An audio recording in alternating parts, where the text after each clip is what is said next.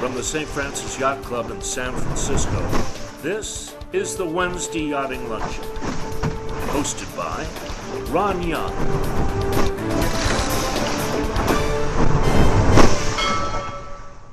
Welcome to the Wednesday Yachting Luncheon. Wonderful to have everyone back in the grill room. We love the camaraderie. We love seeing each other. Zoom is a wonderful technology, but it doesn't replace face-to-face meetings with each other. So much fun. Right off the bat, everybody knows happy wife, happy life. Well, what about happy fiancé? I have to thus introduce my fiancée, Christine Mumford. Us youngsters are truly engaged. Also, I want to introduce a buddy who is a partner of both Gary since the 80s and me, making films since the 70s, Vince Castellano. Welcome, Vince, a volunteer at our yacht club, longtime member. And we have a number of staff Commodores to recognize: Bruce Monroe, Terry Anderlini, John McNeil, Charlie Hart, Kimbo Livingston, Paul Heineken, and Bill Dana. Welcome, staff Commodores. I'm looking around the room. Nobody just came in. I didn't miss anybody who just came in. Visualize being a 6-year-old in Toms River, New Jersey, and sailing around in a little pram. Those who've sailed around in little prams or recognize that it's like the slowest way to get from A to B in a sailboat. But there is a lot of value in starting out in slow boats, especially if you're such a fast learner. By age 16, he was named Junior Sailor of the Year. He would go on in college to become the Sailor of the Year, Collegiate Sailor of the Year twice. He would go on to become a Collegiate All-American 3 times. He would go on to, as we all know, coach at Kings Point and the Naval Academy, to win the America's Cup with Ted Turner, to win the Fast Night race in '79 when 15 people died, to become an America's Cup commentator in '88. He had been part of our syndicate, the Golden Gate Challenge, until he took this plum job, and he continued in that incredible role, making the America's Cup friendly for everybody who was watching it from '87 to 2013. He went on to become the president of the Sailing Hall of Fame, a member of the America's Cup Hall of Fame. For 8 years, he was vice president of World Sailing, where he championed our cause beyond all other folks. He's only written 23 books, come on, and only done 1,200 TV shows and films, and 2,872 lectures, every one of which was a practice for today. So we want to give a warm Wednesday Yachting Luncheon to America's Ambassador for Sailing, Gary Jobson.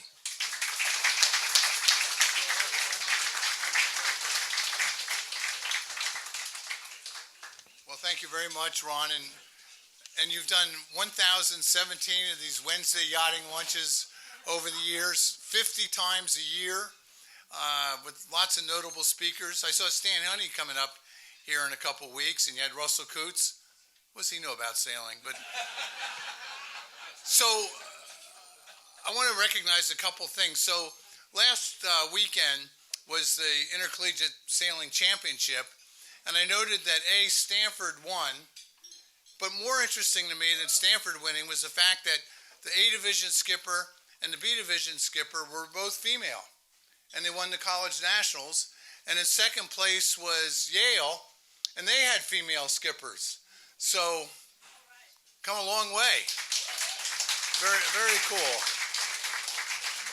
And, I'm looking at this buoy out here with Billingham on it, and it reminds me what a cool thing you do here in San Francisco Bay, naming buoys after some notables like the Blackhauler buoy, and the Hank Eason buoy, and the Bob Billingham buoy, and the Bob Klein. Very cool thing. Just so you know, I'm going to take this idea and get it going on the Chesapeake Bay. I think it's a really good idea. I don't know who they're going to honor, I think it's Stuart Walker, but having read a few of his books, I'd have to put it in the most swirling, confused wind and current based on that. Here at St. Francis, you've had so many great sailors that I've gotten to race with over the years. I did an America's Cup campaign with Thomas David Blackhauler Jr., and I look back with fine memories of that. Tom would be 83 years old He left our planet way too young at the age of 49 back in 1989. But what a good friend and impact, and a smart guy. And Paul Kayard, who I've done plenty of racing with and against, and I think he represents you very well. John Kostecki, certainly one of the greats. And then some others. Kevin O'Connell was such a dear friend for a long time, and Bob Keefe, the champion of the 6 meters for sure, did a lot for sailing. And Gary Mole, who chastised me and Turner for all the gum whip we kept chewing. So anyway, and Don Trask, I hear, is about to turn 90 years old. And Don Trask invited me here to St. Francis. The year was 1973. It was late fall, like the first week in December, right after Thanksgiving. And there was a laser clinic, and I was to be the young ace of the lasers here. We had about 80 boats out sailing here. The old clubhouse was here. And I remember Blackholer at the time saying, "You see that kid there?" He was probably 14 years old. You're going to hear about him in the future. "Oh, what's his name?" His name's Paul Kayard. Well, he was certainly right about that. I also noticed that Chris Boom is here today. Chris, great to see you. I used to race lasers against him. Occasionally I beat him, and he beat me a lot. But what a great citizen you've been. So good to see you, Chris, and thank you very much. So our sport, the question is, where in the world are we going? I mean, think about sailing in our sport in our lifetimes, going from wood to fiberglass to aluminum to carbon fiber, and probably some material that we haven't even thought of.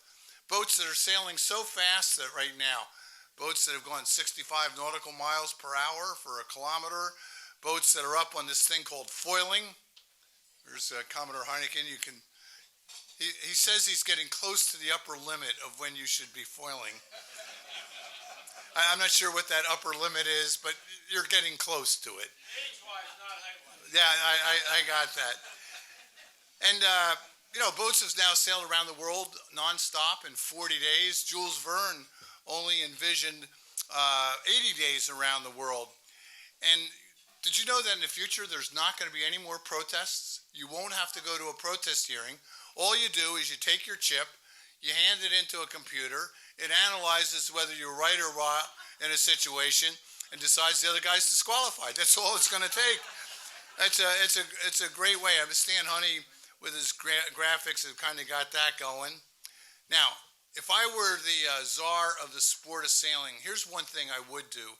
I would advocate for less computer and more sailing. I think at some point, thanks. Sailing, I watched the Sail GP, and it's cool, and they were here recently. But they're looking at instruments, and I was with American Magic a couple months ago, and you'll love this. Tom Wood and I started racing each other in a simulator. And boy, did he get into it, which got me into it. And it's so much fun to say I beat him. But you're in a cockpit, and exactly like the racing boat is going to be, with 6 different screens that you monitor and all kinds of buttons on this little tiny wheel that you're steering. And it starts dawning on me, if you could just get your head and look around a little bit. Oh, there's a header coming. I can read that. And so I think sailing would be better off if we just went sailing sometimes and had a little less computer. Now, one thing that I'm pretty sure is never going to happen, I did a film for the Cruising Club of America last year, and one of the questions I asked some members, including Stan Honey, will we ever get the perfect handicap rating system? And every single person I interviewed said, no, it's impossible. In fact, nobody really wants the perfect system, because if you don't actually win, there's a reason you're handicapped. In my entire life, I've never heard anybody tell me that they have the correct handicap for their boat.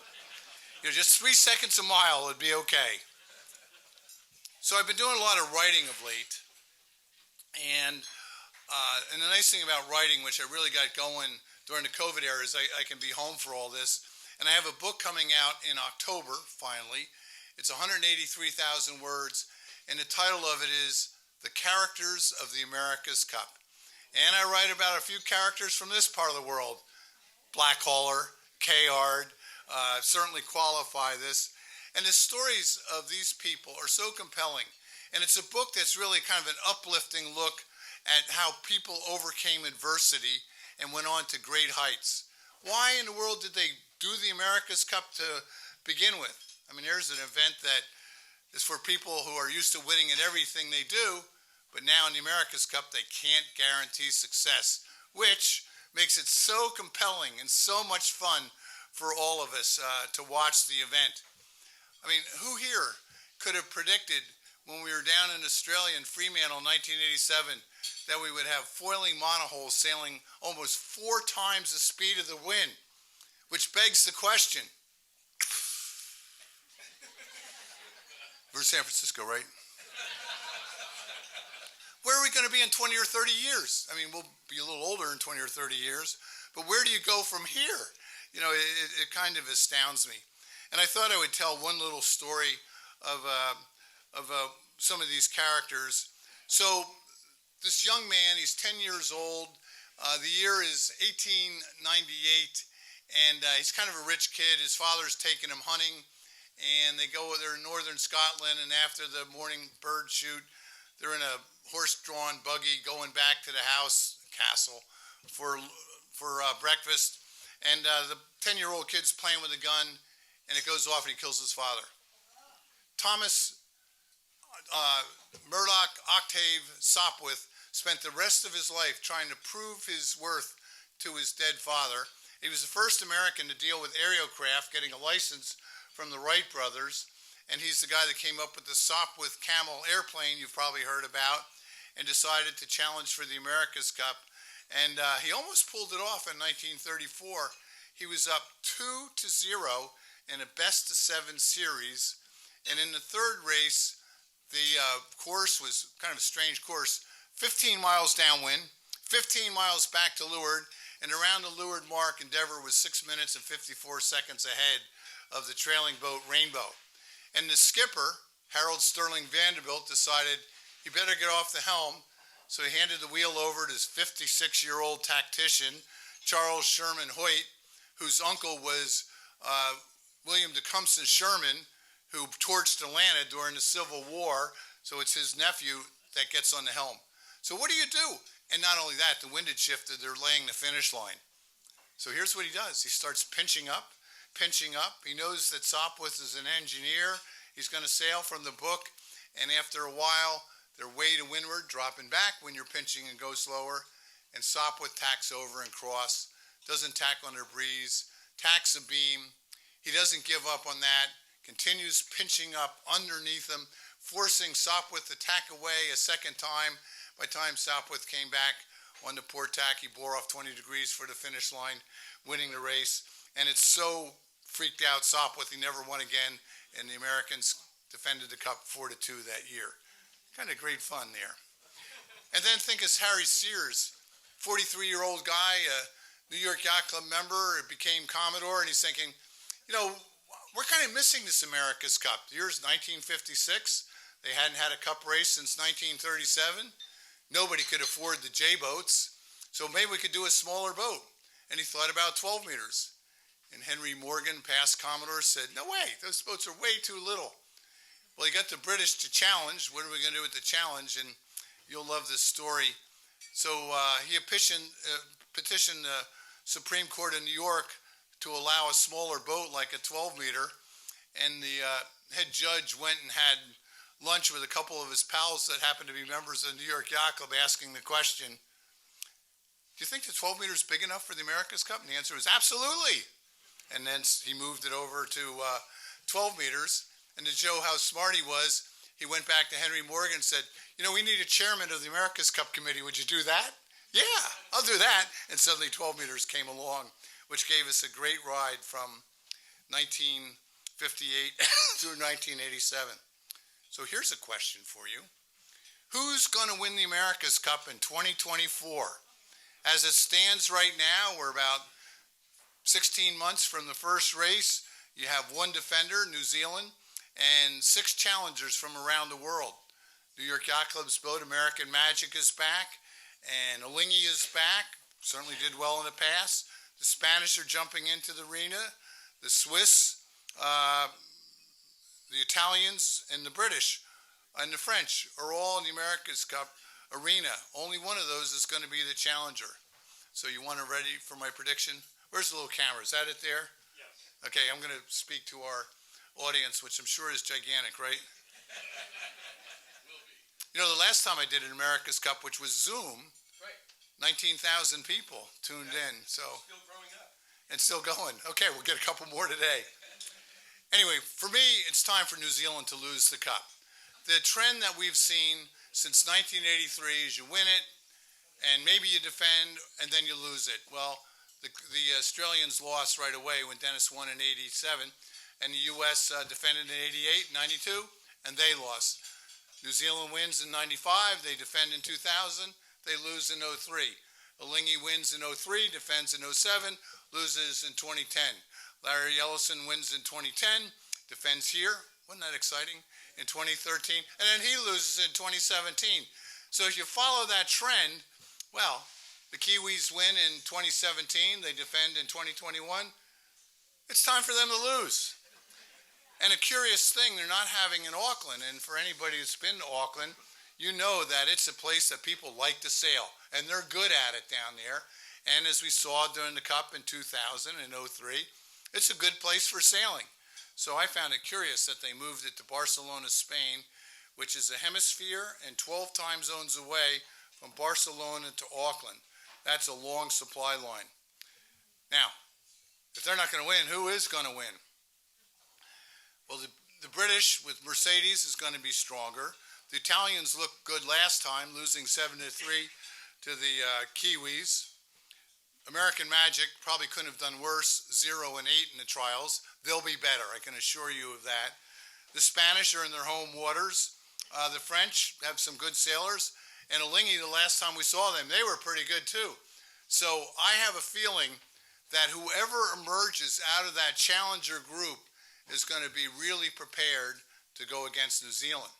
Now here's a curious thing about this cup. You're allowed to test 4 different wings or foils for your boat for the 75 footer. So you go through your tests of 4 of these foils, and then out of it you got to upscale the thing for the larger boat, and that's the only one you're going to have. Those 2 wings are the same design. So think about the pressure on the design teams to come up with it. Do you allow the thing to bend and flex? What kind of shape? And if you have a longer wing and light air, it's easy to get up on the foils, but then you're a little slower because you got a lot of drag. So trying to figure out how big that thing should be based on what the wind is a big question.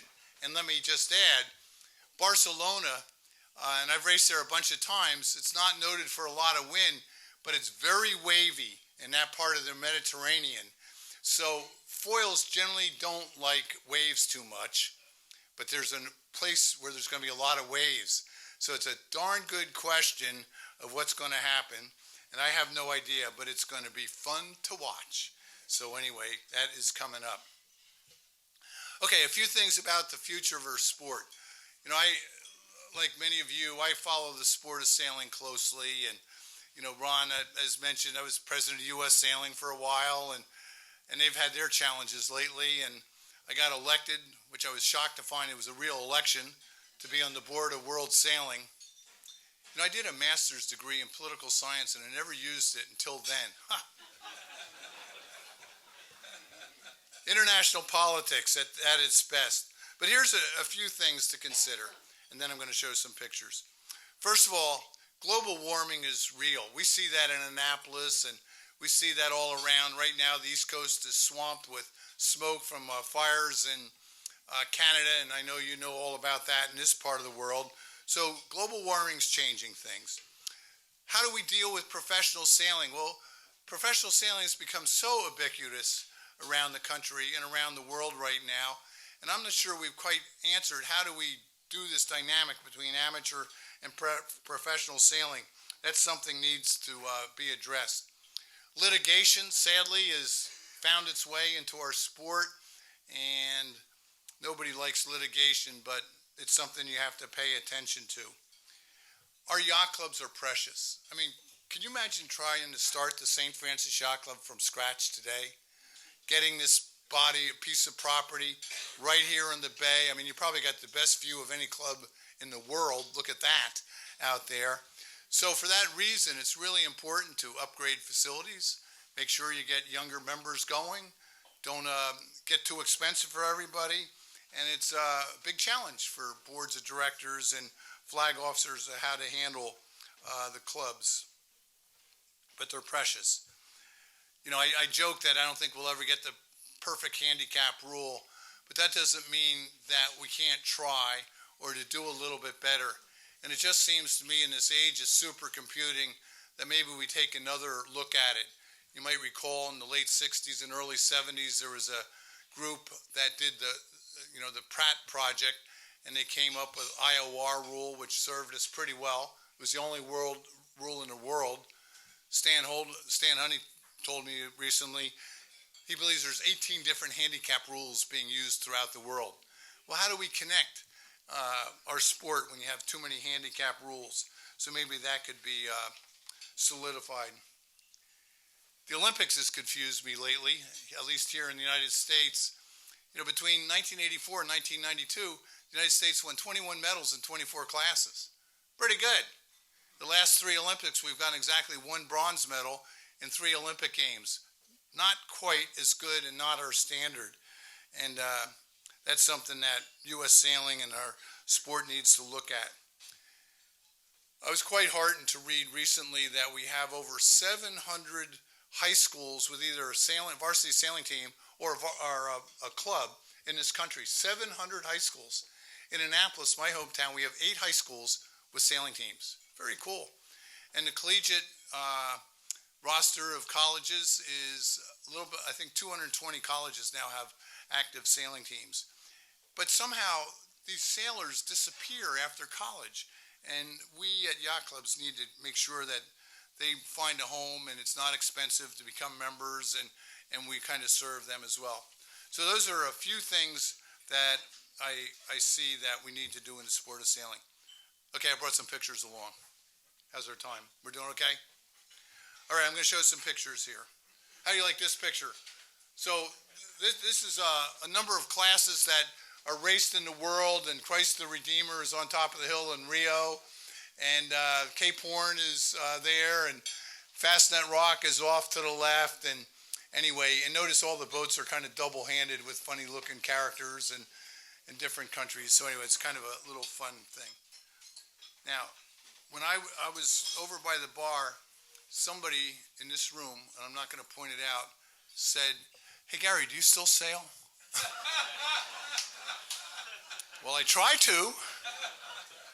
You know, I win occasionally. I lose most times, but occasionally you win a few. And so anyway, this minute and 20 piece is some of the sailing I've done lately.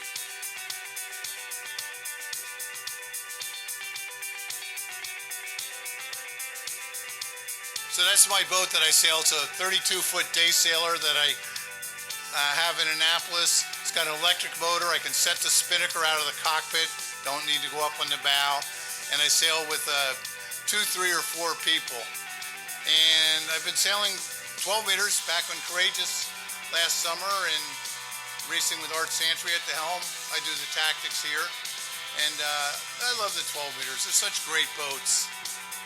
We won the Opera House Cup just a couple years ago on Weatherly, racing in Antigua and Arrows.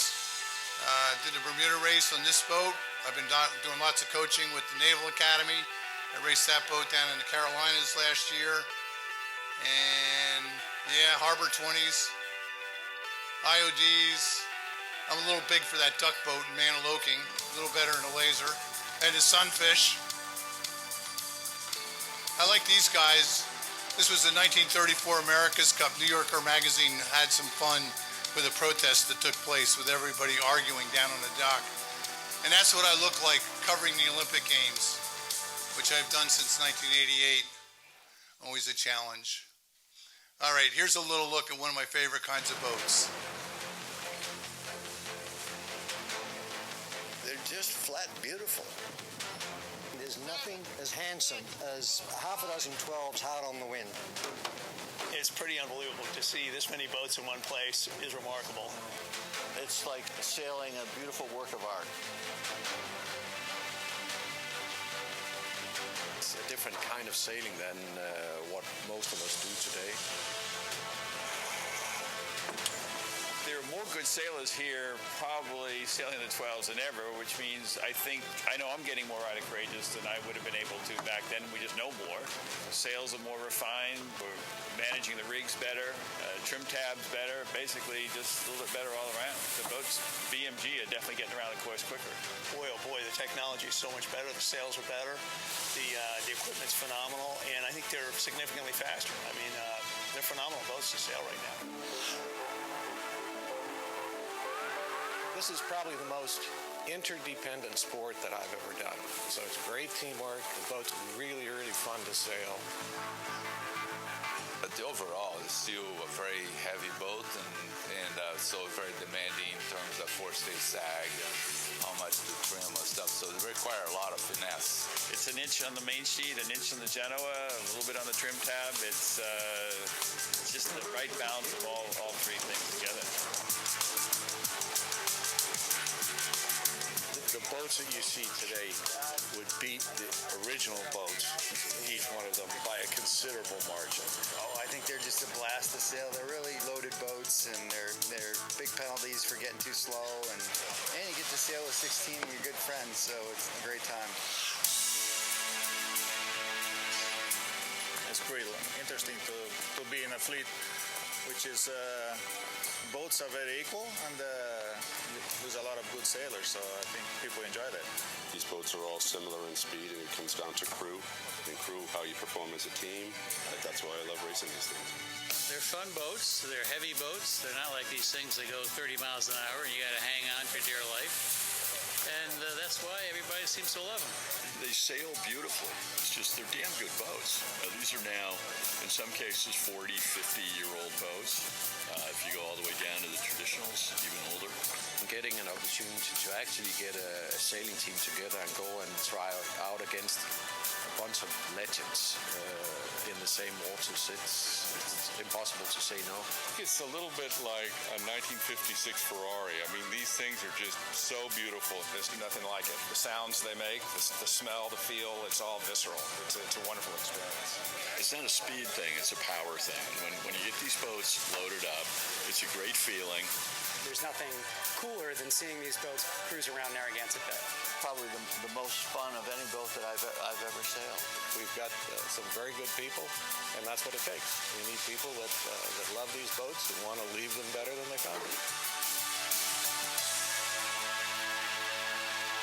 All right, a little look at 12 meters. Okay, I'm going to go on here a little bit. Bear with me for a second.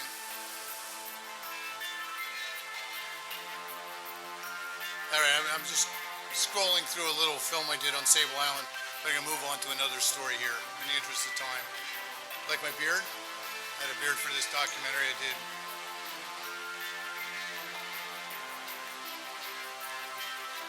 Ten seconds.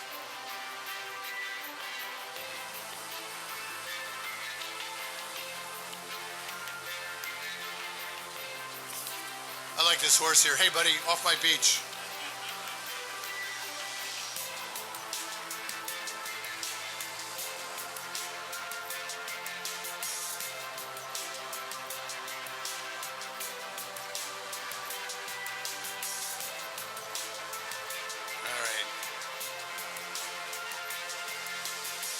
Story for another day.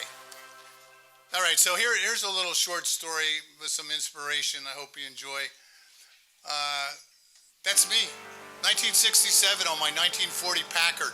I was into my car and basketball and into sailing. And I went off to the New York Maritime College at Fort Schuyler and raced as much as I possibly can. And in my freshman year, this big regatta was coming up this weekend. It was the Mid-Atlantic Champs, and the top two would get to go to the Nationals. Very cool. 4 days before the regatta, that calamity in Kent State happened. Very sad event. And the night before the regatta, there was a basketball game, Game 7 of the NBA Finals, the New York Knicks against the LA Lakers. and I went down to the garden and tried to weasel my way in, and tipping an usher $5, I got in, and he sat me behind the bench of the Knicks. Game 7, NBA Finals. And it was unbelievable. I sat next to an actor who was in a film just a few years earlier, The Graduate, Dustin Hoffman, not very tall. And it was very inspiring. And how about this? The Knicks ended up beating the Lakers in that game, inspired by Willis Reed, the center who had hurt himself a couple games earlier, came out, scored 2 baskets, and went back on the bench, but the damage was done and the Knicks won. And after the game, that's me there, short hair, I had hair. I was in the locker room. Dustin Hoffman and I ran into the locker room after the game, and there's Howard Cosell interviewing. I got all the Knicks autographs, very cool.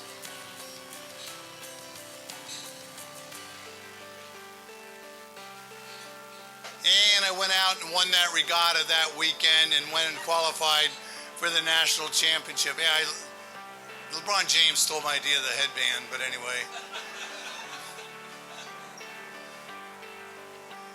But then fast forward 31 years later, I'm laying in a hospital bed at the University of Maryland Medical System going through a bone marrow transplant for non-Hodgkin's lymphoma. And I must tell you, I was mighty depressed, not feeling particularly well. And this nurse comes in one day and sees me all disheveled up and turns on the television and she starts channel surfing. And there on television was the game from 1970. There it was, and the Knicks won again. And after the game, they went into the locker room, and there I was, standing behind Howard Cosell. And I remember how that inspired me to win some sailboat races that weekend. And that was the moment that I decided this disease is not going to take me down. And that was 20 years ago. I ended up meeting Walt Frazier. Thank you. Met Walt Frazier, got his autographs. Look at that. You're an admirer of Walt Frazier. Are you kidding me? And yeah, a little smaller than Willis Reed there. But you can see getting the pack. And I got my uniform on. Anyway, so it's kind of a great story to look back and why that television show was on at the low ebb in my life. Maybe some divine intervention, I don't know. But I recovered from it all, and I knew I'd be at St. Francis someday, and I've dedicated myself to helping some other groups out around the world and around the country as a result of that. And one of the coolest things that's taken place and why I'm smiling here, nice hat, 12 US 26, courageous, okay, good. So I'll tell you why I'm smiling here. Ready? 5 grandkids. They all like to go sailing with Grandpa. Kind of cool. Actually, I gotta get some new pictures. They look a little older than that now. I got 4 of them in the Annapolis Yacht Club Junior program going this summer. Yeah, I'm a little older too. All right, here's a little fun thing, some collection of pictures I've had over the years. Racing J boats in Newport, Rhode Island, 1989. All the crew up on the windward rail there, okay? Yep. Good place to be on a windward rail. Always good conversations, wouldn't you agree? How about the guy on the end? Don't slide out anymore. This is an interesting one on an International 14, way to hike out. Log canoes in Chesapeake Bay. Yeah, they capsize all the time. One of the Ultimate 30s, they did capsize. No, I don't think that's supposed to be like that, but a long day up there. And this Russian boat, the tall ship, all the guys going up the rig on board, and it's very seaworthy, they tell me, you know, especially in the seaway, up, down. Oh, glad I'm not up in the bow of that thing. Yeah, good sea conditions, rough. Nobody's even looking at them. Yep, the crew has no idea the skipper's trying to steer from the stern. The guy still got his cowboy hat on, nice. And you wonder why they're going up the rig, don't you? You got it. They've run aground. Jameson on the rocks, good advertising. Harold Cudmore there at the helm. Did we hit the mark? That's Prince Philip on Yeoman. Did we hit the mark? It's close. Yeah, we might have hit the mark.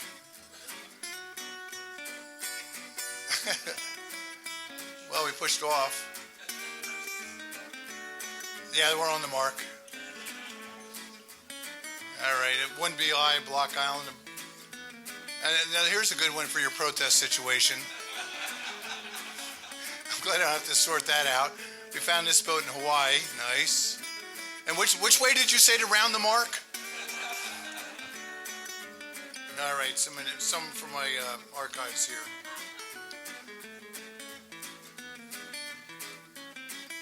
All right, this next little piece is a short. You know him? He used to be Commodore here. All right, here's a little piece I did on some Herreshoff yachts. It's said that a classic wooden boat has a spirit. It's alive, whether resting on their mooring or fighting their way to weather.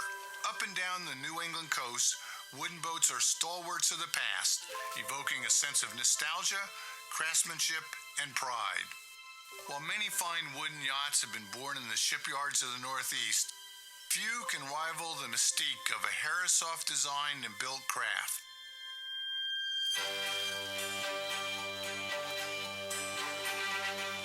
They were remarkable boats for their era. They're absolutely magnificent yachts. His boats are fast. His boats are able. They last a long time.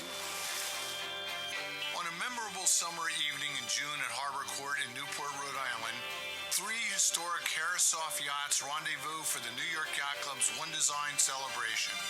The event is part of the Herreshoff Golden Jubilee, the 50th anniversary of the Herreshoff Marine Museum in Bristol, Rhode Island. Over the winter of 1904 into 1905, the first class of New York 30s was constructed at HMCO in Bristol. In 1904, the New York Yacht Club commissioned Herreshoff to design and build a fleet of 18 New York 30s. This was the waterline measurement. The yachts were about 46 feet in overall length. The concept of one design racing was new.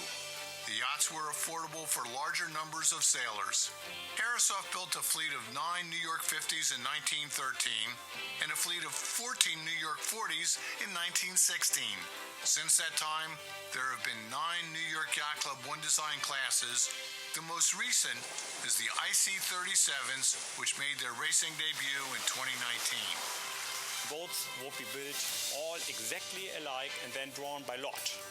And that is something which was done also with other Herreshoff One Design classes. An owner did not know which boat was built for him. With the New York 30s, of course, that resulted in what later has been called the greatest One Design class of all times, because the racing was so hard.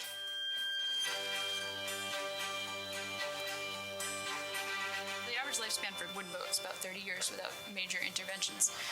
We think that today around 28% of the original output of somewhere around 2,000 boats still survives, which is, on the one hand, doesn't sound like a lot, but on the other hand, that's a lot for a bunch of wooden boats. It's a testament to Nathaniel Green Herreshoff and the Herreshoff Manufacturing Company that so many of his original yachts are still sailing or are in the process of restoration more than 100 years after their original build. Graceful lines, strong but lightweight construction, and speed through the water are the characteristics of a Herreshoff designed and built yacht that were a winning combination then and still are today. I think you'd have to imagine that he would be smiling and he would have a huge satisfaction and maybe surprised, because these boats were very lightly built and I don't think he necessarily expected them to be sailing 100 years later. People value them so much to keep them for more than 100 years and keep them sailing. These old boats have a spirit. There's a sentimentality and a feeling of stewardship. I don't subscribe to the idea that people are only excited by speed. I think they're just as excited by a combination of speed and beauty. And it's hard to surpass the beauty of classic boats racing.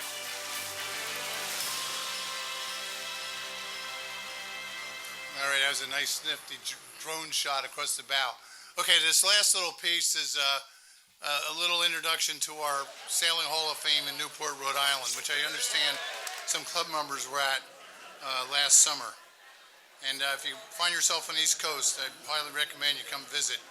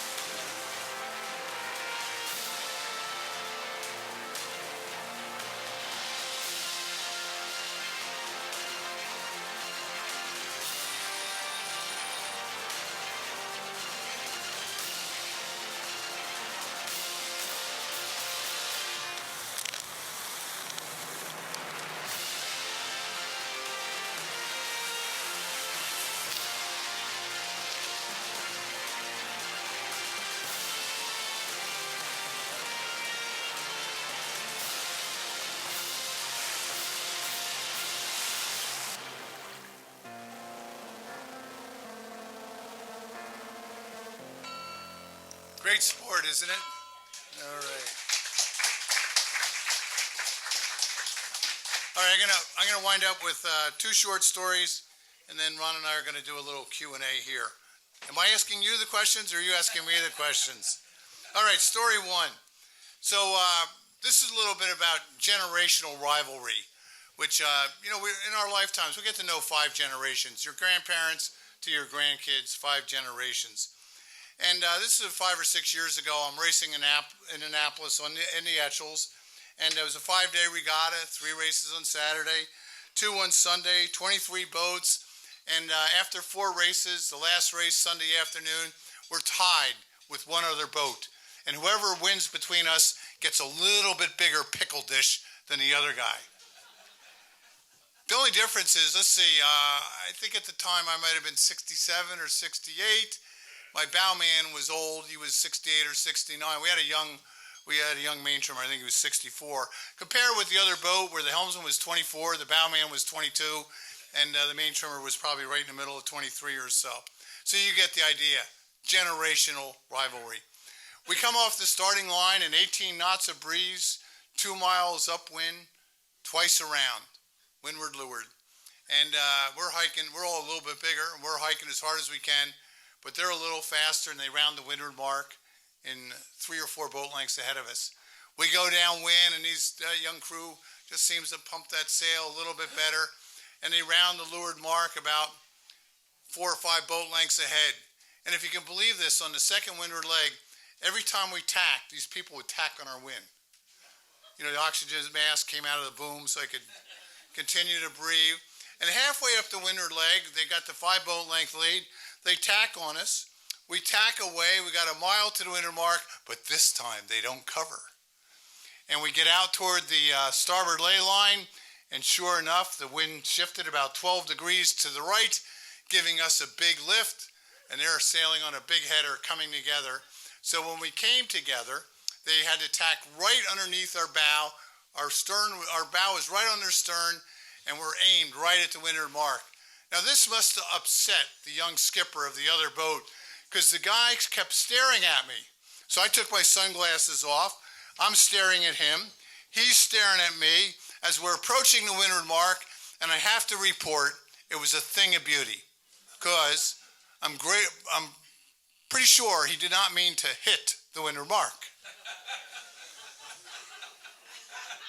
Being a little older and having been around the block a few times more, we didn't laugh, we didn't say anything, we just did the best we could to get our spinnaker up as quickly as we can. And while they did their penalty turn, we took the lead and ended up winning the race. An hour and a half. Age and treachery. Thank you, John. So an hour and a half later, we're back at the Annapolis Yacht Club, and the other crew got up there, and the skipper's got this kind of long pan face on, and anyway, we got the bigger pickle dish, and I went up to him over a little later, and I said, listen, pal, I know how you feel. I've lost more than my share of races over the years. But look at it this way, I suggested. 40 years from now, when you beat some 20-year-olds, you'll know how good we feel. So just suck it up, and you'll be fine. All right, one more short story. So the year is 1977. I'm the 27-year-old tactician on a 12-meter. Very cool to be in the America's Cup. And there's 3 sets of trials, June, July, and August. And we got a 10-1 record in June. Good. We win 5 races in a row in July. Good. And then we fell into a slump, just like lots of sports teams do. And we lost 6 races in a row. After the 6th loss, the New York Yacht Club's America's Cup Selection Committee sends word over to our crew that they want to come meet with us the next morning. Oh, this can't be good. And 0800 the next morning, 8 gentlemen from the New York Yacht Club, all wearing blazers, the straw hat with the New York Yacht Club ribbon around it, came marching through the gate. And if you can believe this, all 8 of these guys had the same first name, Commodore. And they all came in, and one of the Commodores was a guy named Bob Bevere, a skipper Constellation, the Victory in the Cup, and 1964, he was publisher of Yachting Magazine at the time and was a great college sailor at Williams. And he looked at me and said, "Mr. Jobson, can you and I have a word?" I thought, oh, this could be the end of my America's Cup career. And we went around behind the tool shed and we're sitting on a couple milk crates. And I remember he was smoking a Camel cigarette, and my heart's pounding. And after a long moment of silence, he says, "You know, Gary, we've been watching you out there, and you're looking kind of tentative out there in the race course, and we can see you making your mistakes. We think you're the best dinghy sailor out in the water. Nobody could sail a laser like you, and you know, here's what you're going to do. You're going to sail that boat just like a laser. Forget about it, it's the America's Cup. Forget it's a 12-meter. Go out there, sail like a laser, and have some fun with this. And you do that, we have great confidence that you're going to be able to do this. Okay?" He gave me kind of a half a New York Yacht Club bear hug, and that was the end of him. The very next day, in the Sunday New York Times, there's an article, and the headline of the article is, "Patience of Jobson may be key to Turner's success." My name was in the New York Times. There it was in a headline. And I read this article. It was a guy named William Wallace, and I thought, oh, this is good. This is going to calm Ted down. And anyway, the next morning we're going out for a race, and David Ray, who owns a Clark Cookhouse and Candy Store, a popular bar on the waterfront in Newport, comes down to the boat. We're just leaving the dock and says, "Ted, can I talk to the crew for a minute?" "Well, make it snappy," Ted says. And he comes on board and he says, "Gentlemen, here's the deal. When you win the cup," we just lost 6 in a row, "I'm going to present each of you with a gold card that's going to be good for free drinks in my bar for the rest of your life." Now we're talking. You know, I used it last summer. It still works. Of course, I left a $20 tip, but... Well, we went out that day and we won. In fact, we never lost again. Well, fast forward 33 years later, I'm speaking at the Pequot Yacht Club in Southport, Connecticut, and I had a new book out at the time, and after my lecture, I'm signing books, and this older gentleman, I found out later he was 88 years old, came up and asked for an autograph. I said, "Yes, sir, what's your name?" He says, "My name's William Wallace." "William Wallace, did you used to write for the New York Times?" "Yes, I did. In fact, I wrote about you." "Mr. Wallace, you wrote an article in 1977 titled 'Patience at Jobson may be key to Turner's success.' And I never thank you for that, but I have to tell you, that article calmed Ted down, and we were doing, and this guy kind of looks over the top of his reading glasses and says, 'Gary, that article had nothing to do with Ted Turner. I'd gotten a call from Bob Bevere the night before that the young tactician on Courageous needed a little confidence boost. So 33 years later, I learned about the long tentacles of the New York Yacht Club and how things work." All right, thank you. We're going to go join.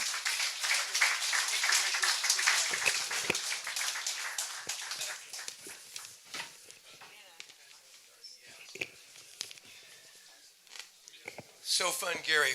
Always great to have you here. So now, you're a tactician.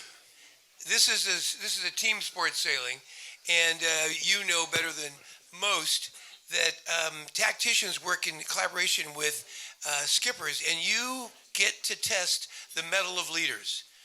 You just mentioned Ted Turner a little bit. You won the Fastnet with him. You won the America's Cup with him. Talk to us a little bit about, give us a story about Ted Turner as a leader. Well, Ron, I say this with all due modesty and humbleness. I've sailed with a lot of the greats in our sport. Dennis Conner, Ted Turner, Ted Hood, Lowell North, Buddy Melgas, who just passed at the age of 93. And so I've seen a cross-section of the best that preceded my time. And all very different personalities, but they all show great leadership.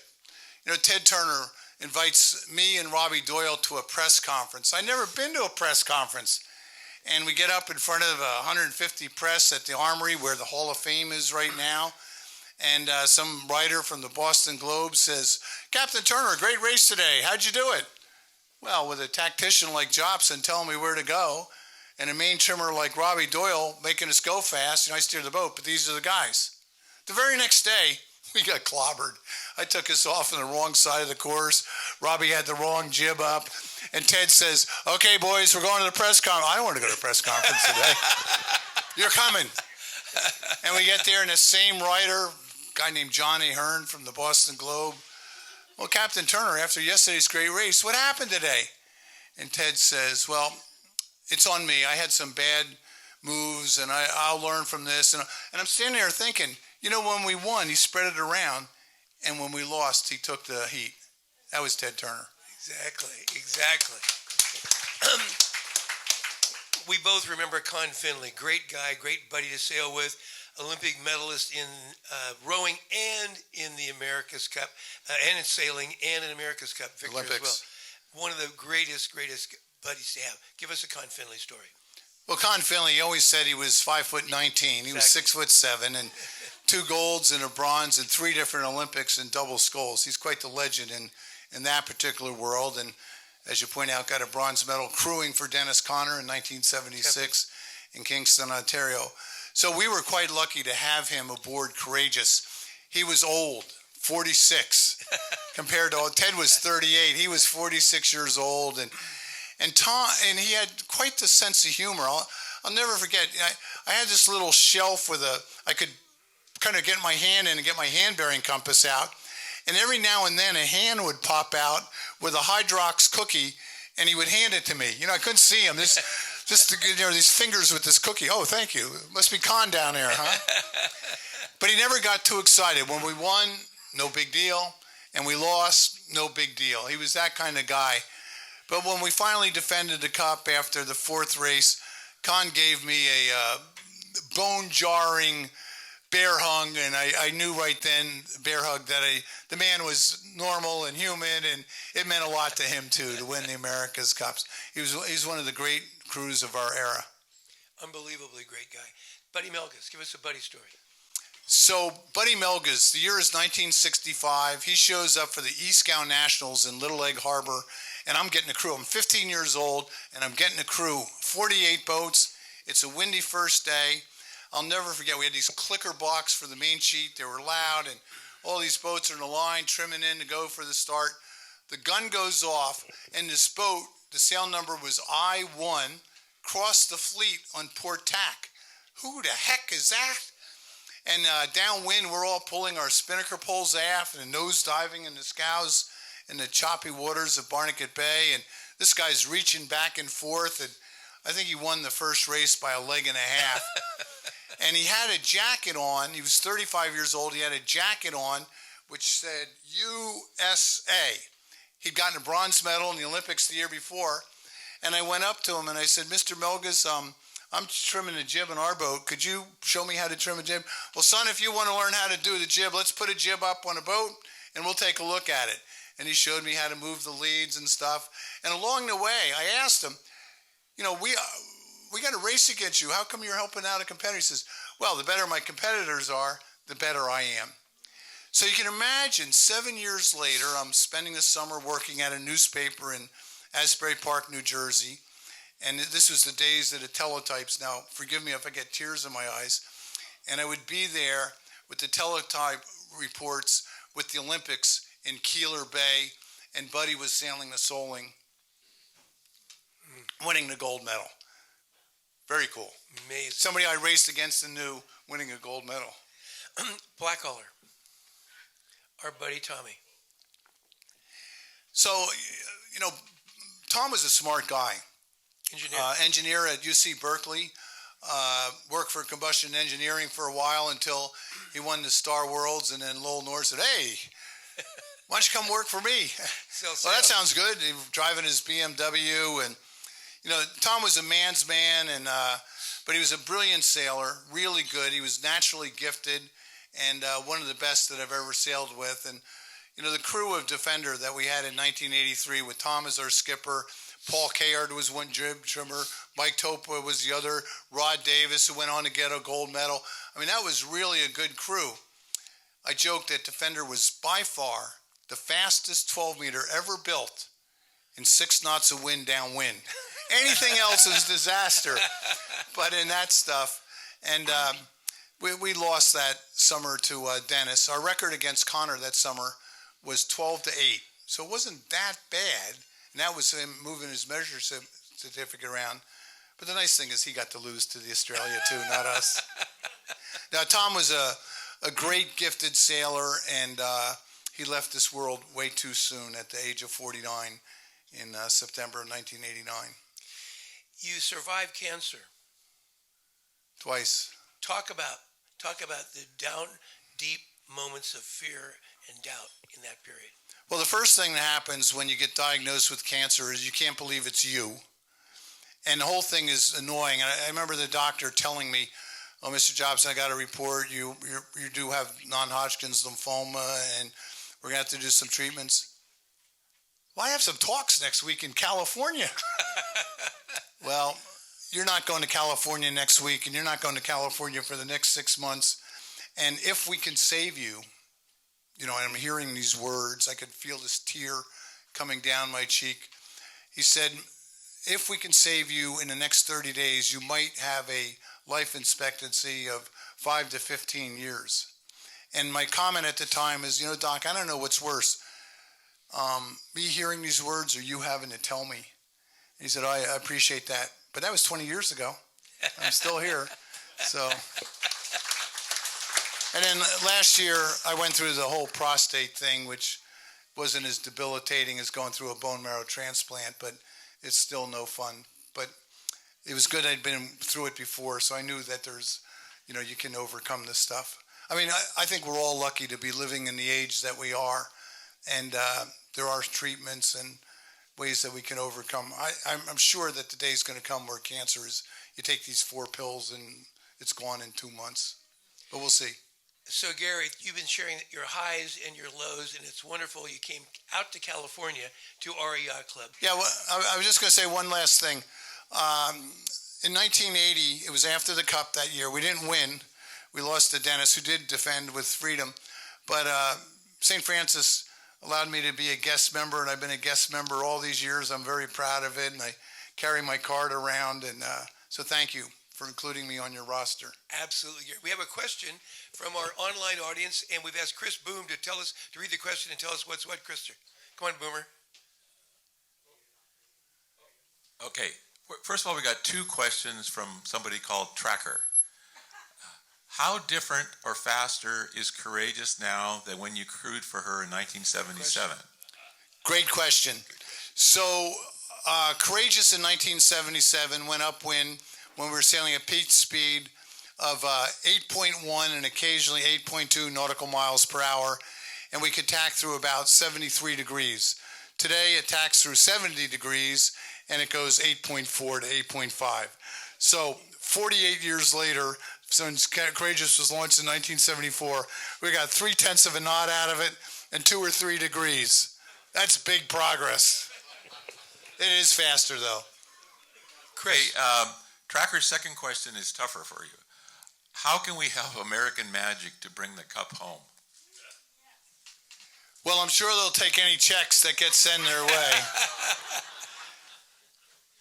Like I said, a couple months ago, I spent a few days with American Magic. I got out in the boat and got in their simulator, which is highly secretive, and they're going to be a better team.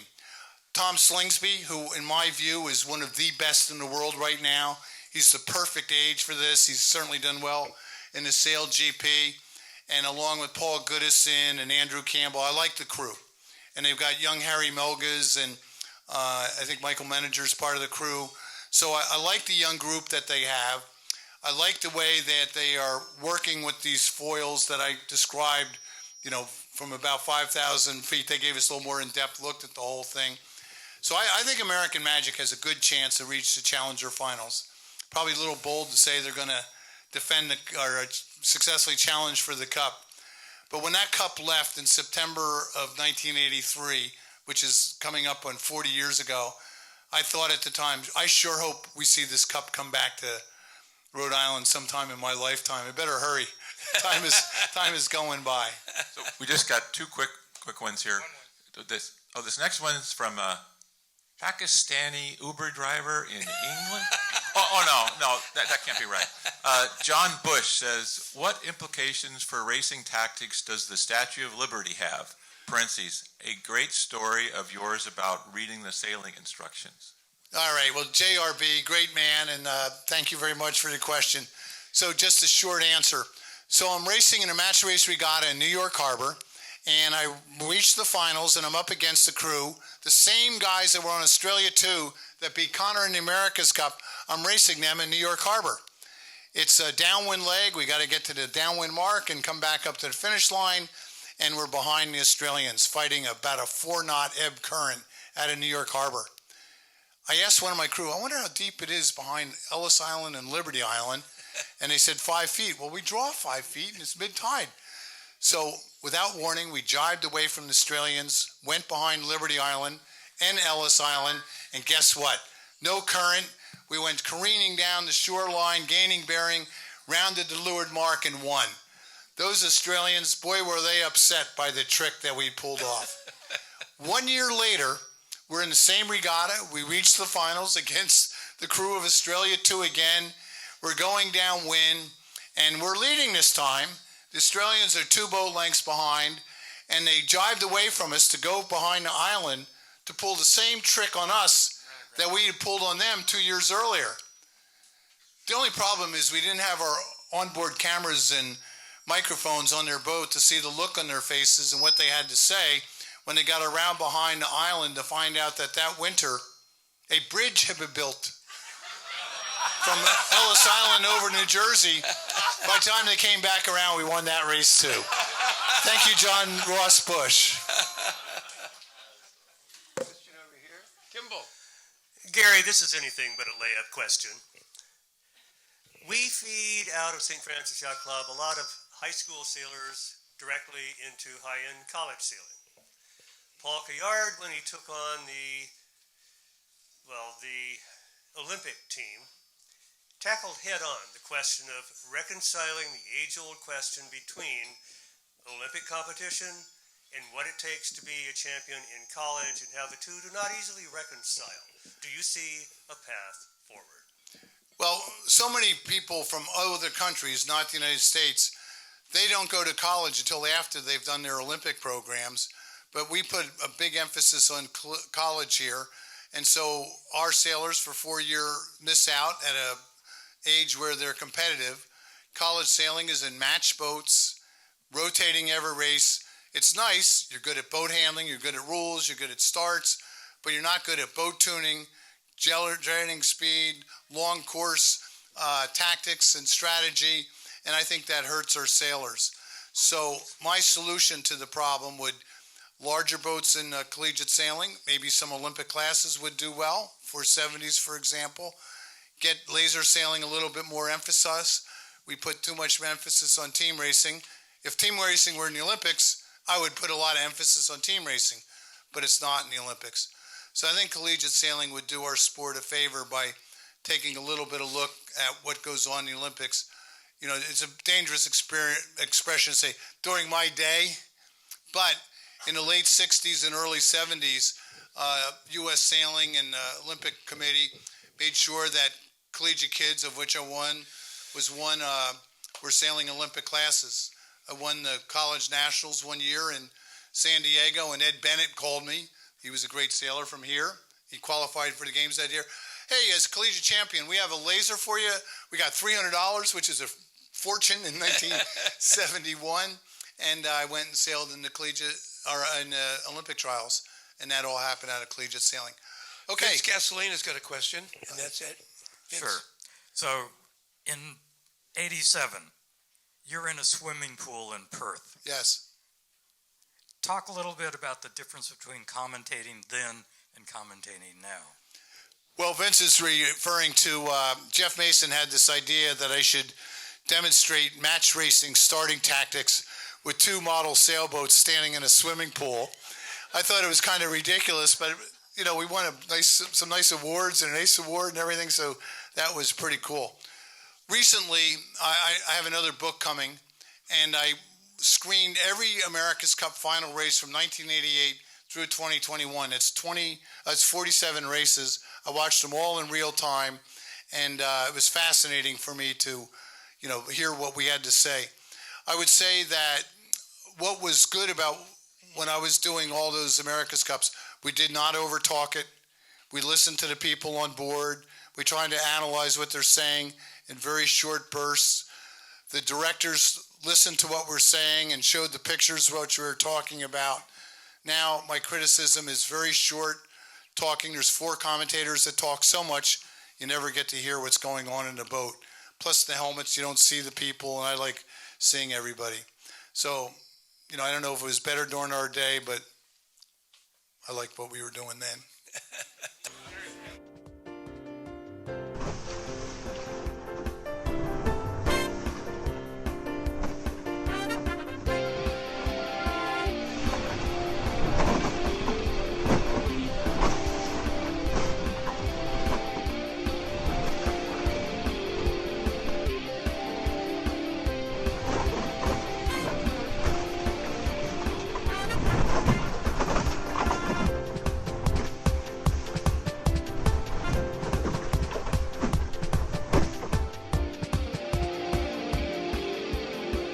This has been a presentation of the Wednesday Yachting Luncheon.